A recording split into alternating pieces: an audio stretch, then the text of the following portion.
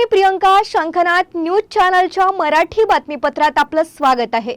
बघूयात आजच्या महत्त्वाच्या घडामोडी. पेनाचे टोपण गिळल्याने पहिलीत शिकणाऱ्या विद्यार्थिनीचा दुर्दैवी मृत्यू झाला आहे. धुळे तालुक्यातील निमखेडी जिल्हा परिषद शाळेत ही धक्कादायक घटना घडली आहे. पेनाचे टोपण श्वसन नलिकेत अडकल्याने अर्चना खैरनार या 7 वर्षीय विद्यार्थिनीचा दुर्दैवी मृत्यू झाला. अर्चना खैरनार हिने गिळलेले पेनाचे टोपण काढण्याचा प्रयत्न शिक्षकांनी केला, तर त्यांना त्यात यश आले नाही. अखेर जिल्हा रुग्णालयात दाखल केले असता डॉक्टरांनी अर्चना खैरनार हिला मृत घोषित केले. अर्चना खैरनार या 7 वर्षीय विद्यार्थिनीच्या दुर्दैवी मृत्यूमुळे निमखेडी गावात एकच हळहळ व्यक्त केली जात आहे. निमखेडी या ठिकाणी इयत्ता पहिलीची विद्यार्थिनी अर्चना खैरनार या मुलीने लिहिताना पेनने लिहिताना व तो पेनाचं जे टोपण असतं ते तोंडात घातल्याने ते तिच्याकडून श्वासनलिकेत अडकलं. ते अडकल्यानंतर आमच्या लक्षात येताच लगेच सरांनी वर्ग शिक्षकांनी तिला ते काढण्याचा खूप प्रयत्न केला. त्यांच्या पद्धतीने सगळं लगेच आम्ही तिच्या आजीला बोलवून सिव्हिल हॉस्पिटलला एक 10 मिनिटाच्या आत आम्ही तिला ॲडमिट केले. परंतु ते टोपण जास्त अडकल्यामुळे तिचा जीव डॉक्टर साहेब वाचू शकले नाही आणि तिचं आज दुर्दैवाने निधन झाले. मुख्यमंत्री देवेंद्र फडणवीस कार्यक्रमानिमित्तानं नवी मुंबईत आले होते. दरम्यान पावणे MIDCतील आयोजित केलेल्या साकेत महायज्ञ समारंभात त्यांनी हजेरी लावली. मानवातील रोग लोभ दुर्गुण नष्ट व्हावेत आणि आनंद जीवन व्यतीत करता यावे यासाठी दरवर्षी या महायज्ञ सोहळ्याचं आयोजन केलं जातं. 6 ते 15 डिसेंबर असे 10 दिवस महायज्ञ सोहळा चालणार आहे.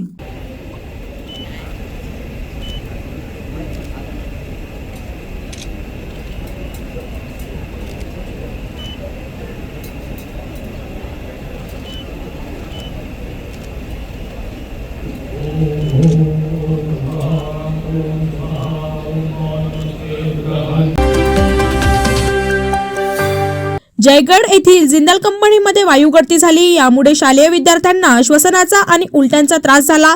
53 मुली, 1 महिला, 6 मुले, एकूण 60 जणांना याचा त्रास झाला आहे. सगळ्यांची प्रकृती स्थिर आहे. गावात पथक पाठवले आहेत. अजून कोणाला त्रास होत असेल त्यांना रुग्णालयात आणण्याची तयारी ठेवली गेली आहे. आज दुपारी JSW जे पोर्ट आहे त्याचे प्रिव्हेंटिव्ह मेंटेनन्सचं काम चालू असताना येथील मरकॅप्टन गॅसची गळती थोड्या प्रमाणात झालेली आहे आणि त्याच्यापासून 1-1.5 किलोमीटर अंतरावर असलेले माध्यमिक विद्यामंदिर जयगड आणि कला व वाणिज्य कनिष्ठ महाविद्यालय जयगड येथील विद्यार्थ्यांना थोडासा त्याचा त्रास होऊ लागला. त्यांना आता आपण सिव्हिल हॉस्पिटल आणि काही प्रायव्हेट ठिकाणी ॲडमिट केलेलं आहे. तर एकूण 53 मुली आहेत, 1 महिला आणि 6 मुलं असे 60 लोकांना थोडासा त्रास झालेला आहे. तर त्याच्यामध्ये 2 प्रकार हॉस्पिटलमध्ये खाजगी हॉस्पिटलमध्ये आहेत आणि 58 हे सिव्हिल हॉस्पिटल रत्नागिरी इथं आहेत, दाखल आहेत. त्यापैकी 3 ICUमध्ये आहेत. आता मी मगाशी जाऊन आलो, 2 मुली त्या व्यवस्थित स्टेबल आहेत आणि डॉक्टरांना विचारलं होती काय शिफ्ट करायची गरज आहे का, त्यांनी नाही म्हणून सांगितलेलं आहे. तर त्या व्यवस्थित म्हणजे स्टेबल आहेत. आणि प्रशासनानं अजून काही जर कुणाला गावामध्ये सुद्धा पथक आम्ही पाठवलेलं आहे की अजून कुणाला काय त्रास होतो आहे का तर तपासणी चालू आहे. जर त्यांना आणायचं असेल तर त्यांना आणण्याची पण आपण तयारी ठेवलेली आहे. आणि इथं सुद्धा जर एक्स्ट्रा कुणाचं अजून ॲडमिशन करायचं लागलं आपल्याला तर बेडची पुरेशी व्यवस्था प्रशासनानं केलेली आहे. आणि इथले जर आसपासचे मेडिकल्स आहेत त्यांनाही आम्ही सांगितलेलं आहे की याच्यात मेडिकल कुणाला जर मेडिसिन मागायला आलं तर कुणाला अडवू नका, त्याचं जे क्रेडिटवरती द्या आणि त्याचा जो खर्च आहे तो प्रशासनामार्फत केला जाईल. शिवसेना मुंबई महानगर परिसरातील आमदार, खासदार आणि प्रमुख पदाधिकाऱ्यांची बैठक आज रामटेक बंगल्यावर पार पडली. यावेळी शिवसेनेचे मुख्य नेते आणि उपमुख्यमंत्री एकनाथ शिंदे यांचे शिवसेना नेते रामदास कदम यांनी त्यांच्या हस्ते पुष्पगुच्छ देऊन विधानसभा निवडणुकीत यश मिळवल्याबद्दल पक्षांच्या वतीने अभिनंदन करण्यात आले. तसेच आगामी मुंबई महानगरपालिका निवडणुकीच्या अनुषंगाने उपमुख्यमंत्री एकनाथ शिंदे यांनी उपस्थित पदाधिकाऱ्यांना मार्गदर्शन केले. लोकनेते स्वर्गवासी गोपीनाथराव मुंडे यांनी कायम सर्वसामान्य माणसाला न्याय मिळवून दिला असे स्पष्ट करीत लोकनेते स्वर्गवासी गोपीनाथराव मुंडे यांचे जीवन कार्य प्रेरणादायी असल्याचे प्रतिपादन शिवसेना नेते तथा आमदार अब्दुल सत्तार यांनी गेवराई सिल्लोड येथे व्यक्त केले.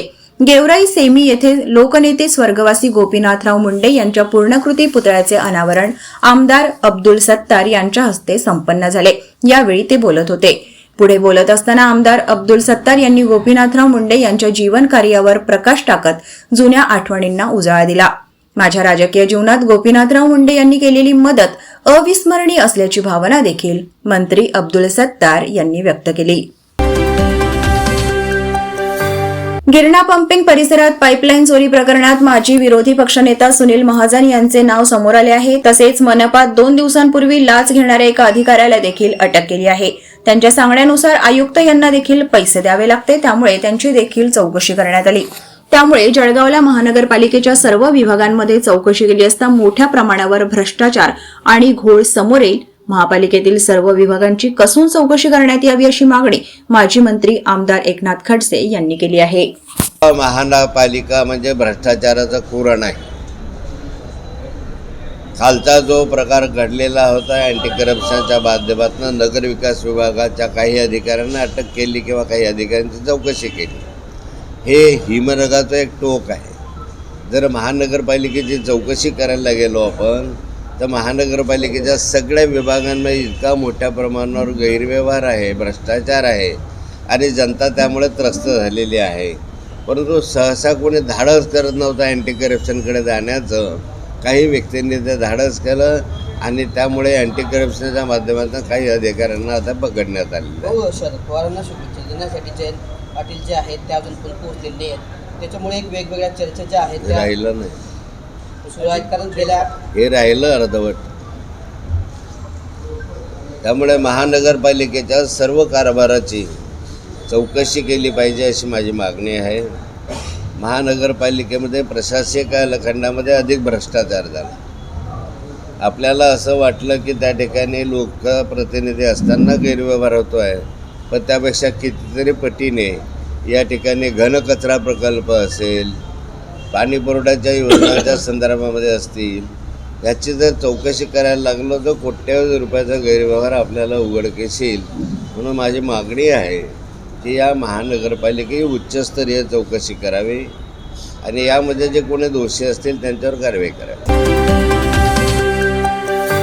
चांदवड तालुक्यातील लिमोण येथे निवृत्ती पांडुरंग गुगले यांच्या घरातून अज्ञात आरोपीने रोख 11,000 व सोने चांदीचे दागिने असा एकूण 5,96,000ची चोरी केली होती.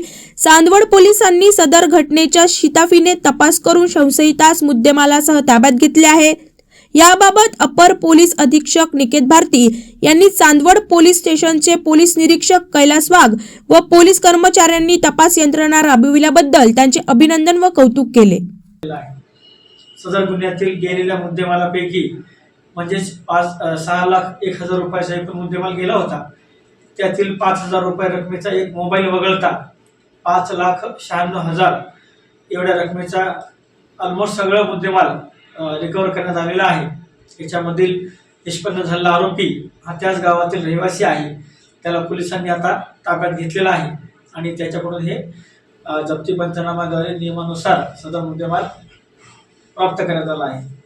आमची नागरिकांना आव्हान आहे, आमची अपेक्षा आहे की पोलीस दल त्यांच्याकडे उपलब्ध मनुष्यबळाचे नियोजन करून व्यवस्थित प्रकारे पेट्रोलिंग करणे, आरोपितांच्या हालचालीवर देखरेख ठेवणे, त्यांच्यावर चॅप्टर केस करणे, प्रतिबंधक कारवाई करणे अशा प्रकारची नियमित कारवाई आम्ही करत असतो.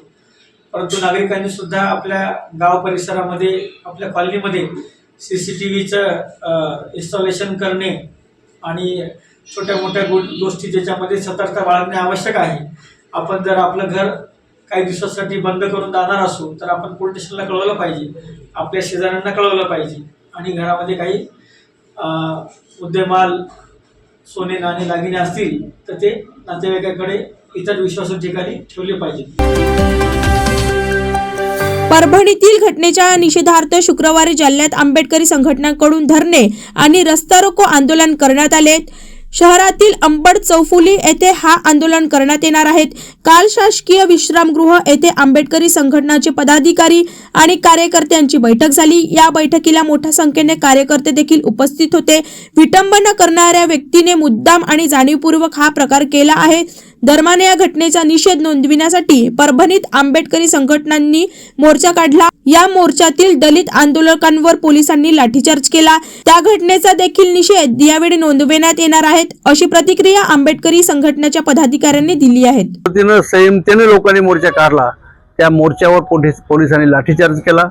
त्या कॉम्बिंग ऑपरेशन रात्रभर करून आमच्या लोकांना मारलं आणि पोलिसांनी त्या घटनेचा निषेध नोंदवायला गेलेल्या माणसावर ज्या पद्धतीने अन्याय केला त्याचा आम्ही निषेध करतो। ते पोलिसांनी आता संविधानाचं प्रतिमा तोडली, त्याचा अपमान केला। या अपमानाच्या विरोधामध्ये जे आम्ही प्रतिक्रिया नोंदवत असताना मोर्चेकरांच्या बायकांच्या महिलांच्यावर पोलिसांनी हात घातला। त्याचा निषेध आणि ते बंद करावं आणि तो जो माणूस आहे तो वेडा आहे असं दाखवून घटनेची प्रतिमा बाजूला काढणारा माणूस हा वेडा आहे आणि त्याने वेड्याच्या पणामध्ये काढलं। त्याच्यावर आमचा आरोप आहे की तो वेडा नाही, त्यानं जाणून बुजून केलंय। त्याच्या पाठीमागे हे घटना करणारं कोणी षडयंत्र आहे का, कोण प्लॅन केलाय का? जाणून बुजून बाबासाहेबांच्या चळवळीच्या मंडळीला वेगळी चिथावणी देऊन दंगली घडवणं आणि अशांतता निर्माण करणं असं कोणा जातीवाद्याचा कोणाचा हात आहे का हे पोलिसांनी शोधून काढावं। लोकसभा आणि विधानसभा निवडणुकीच्या कामात अनेक कर्मचारी गुंतून होते, त्यामुळे भिवंडी महानगरपालिकेच्या मालमत्ता कर वसुलीवर परिणाम झाला होता। मालमत्ता कर वसुली अधिक जोमाने व्हावी यासाठी 12 ते 17 डिसेंबर दरम्यान एका कालावधीसाठी तिसऱ्यांदा अभय योजना राबवण्यात येत असल्याची माहिती महानगरपालिका आयुक्त अजय वैद्य यांनी दिली आहे। या अभय योजनेमध्ये थकीत मालमत्ता कर भरण्यास 100% व्याजमाफी राहणार असून या योजनेचा अधिकाधिक नागरिकांनी लाभ घ्यावा आणि आपल्या थकीत मालमत्ता कराचा भरणा करावा असे आवाहन आयुक्तांनी केले आहे। म्हणून आम्ही गेले वर्षभर अथक प्रयत्न करत आहेत, परंतु दरम्यानच्या काळात 2 निवडणुका झाल्या, 2 आचारसंहिता होत्या, त्याच्यामुळे बरेचसे कर्मचारी तिकडे कामाला वळवण्यात आले होते आणि ह्या वसुलीच्या कामावर आमचा थोडासा परिणाम झालेला आहे। तथापि आम्ही या संपूर्ण वर्षामध्ये 3 अभय योजना राबवल्या। आता तिसरा टप्पा सुरू झालेला आहे 12 डिसेंबरला, तो 17 डिसेंबरपर्यंत तिसरा टप्पा चालेल। त्याच्यामध्ये 100% व्याजमाफी आहे। त्याचप्रमाणे आपण राष्ट्रीय लोक अदालत 14 डिसेंबर रोजी लावलेली आहे, त्याच्यामध्ये 10,000 पेक्षा जास्त प्रॉपर्टी धारकांना आपण नोटिसेस देऊन लोक अदालतीमध्ये पैसे भरण्याचं आवाहन केलेलं आहे। आमचं जे उद्दिष्ट या वर्षाचे साधारण 125 कोटीच्या आसपास आहे, त्यापैकी 30 कोटी रुपये आमच्या आतापर्यंत वसूल झालेले आहेत। याचबरोबर जे मालमत्ता धारक वारंवार सूचना देऊन नोटीस देऊन मालमत्ता कर भरत नाहीत त्यांच्यावर एक धडक कारवाई म्हणून आम्ही 115 मालमत्ता जप्त केलेल्या आहेत। याच्याबरोबरच आपल्या शहरातली जेवढी हॉस्पिटल्स आहेत त्या हॉस्पिटलची यादी करून त्या हॉस्पिटलनी कमर्शियल रेट प्रमाणात खरोखरच टॅक्स भरलाय की नाही भरलाय त्याची पाहणी सुरू केलेली आहे। याचबरोबर मालमत्ता वाढवण्याचं अजून एक साधन म्हणून आम्ही आता रेट रिव्हिजन सुद्धा प्रपोज करणार आहोत, जे आपल्या पुढच्या वर्षाला आपले लागू होईल। आणि याचबरोबर आपण GIS मॅपिंगच्या द्वारे प्रत्येक मालमत्तेचं सर्वेक्षण करून त्या मालमत्तेची असेसमेंट करेक्ट झाली आहे की नाही, का अंडर असेसमेंट झालेली आहे, कुठली असेसमेंट सुटलेली आहे, या सगळ्याचा आढावा घेऊन आमची आता पुढची वाटचाल राहील। त्यामुळे येणाऱ्या पुढच्या 2 वर्षामध्ये भिवंडी महापालिकेची जी मालमत्ता कराची वसुली असेल ही 250 कोटीपेक्षा जास्त होईल याची मला खात्री वाटते। थंडीच्या हंगामामध्ये संत्र्याला मोठी मागणी असते। नवी मुंबईच्या बाजारात संत्र्यांचे भाव वधारले आहेत। मार्केटमध्ये सध्या संत्र्याची एक पेटी 400 ते 500 रुपयांना विकली जात आहे, तर किरकोळ बाजारामध्ये 80 ते 100 रुपये किलोने संत्री विकली जात आहेत। सध्या संत्र्यांची आवक कमी असल्यामुळे भाव वाढल्याचे सांगण्यात येत आहे। गेल्या काही दिवसांमध्ये संत्र्याचे भाव 120 रुपयांनी वाढले आहेत। भाव वाढल्यामुळे ग्राहकांमध्ये प्रतिसाद मिळत नसल्याचे व्यापाऱ्यांनी सांगितले। बड़ा है बाजार वहाँ बहुत टाइट है, अभी है कम से कम 100-120 रुपये का फर्क है। बहुत ज्यादा मंदी है टाइम पे। अभी चल रहा है भाई 550 रुपये, 520 रुपये। पहले से माल ज्यादा है, कमी है इस बार, लेकिन थोड़ा मतलब माल अभी उठाव कम है थोड़ा मार्केट में। 120-130 ऐसा का फर्क है बॉक्स में, पर बॉक्स में 80-90 रुपये किलो बिक रहा है आपको बाहर में माल।